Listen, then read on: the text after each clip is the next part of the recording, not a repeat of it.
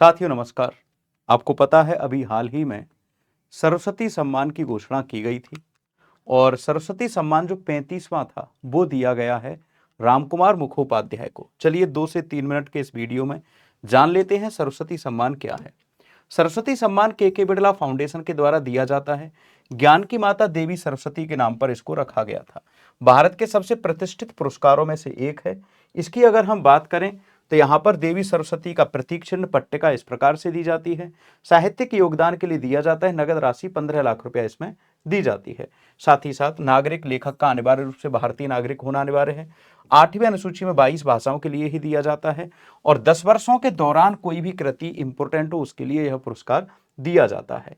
और इसके लिए कुछ चयन परिषद बनती हैं, क्षेत्रीय समितियां बनती हैं, भाषा समितियां बनती हैं। वो निर्धारित करती हैं कि किस लेखक को दिया जाएगा। याद रखना है 10 साल में बेहतरीन लेखक होगा उसको दिया जाएगा। इसके अलावा हरिवंश राय बच्चन पहले व्यक्ति थे जिन्हें हिंदी भाषा के लिए सम्मान दिया गया था।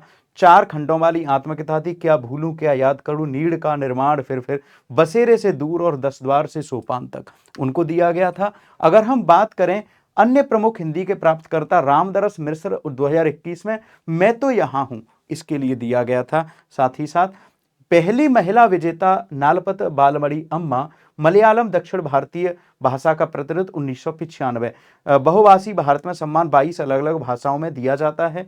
अभी 35वां सम्मान बंगाली लेखक रामकुमार मुखोपाध्याय को हारा पार्वती कथा के लिए दिया गया। यह बंगाली भाषा के लिए एक महत्वपूर्ण हालिया उपलब्धि है। इसके अलावा पहला सम्मान हरिवंश राय बच्चन हिंदी आत्मकथा 4 खंड 15 लाख रुपया और नवीनतम सम्मान आपका रामकुमार मुखोपाध्याय बंगाली उपन्यास हारा पार्वती कथा के लिए दिया गया।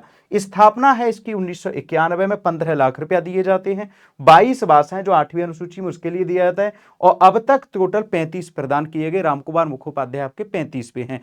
ऐसी ही खबरों के लिए हमारे परिवार यूपी एग्जाम्स वाला के साथ लगातार जुड़े रहिए। धन्यवाद।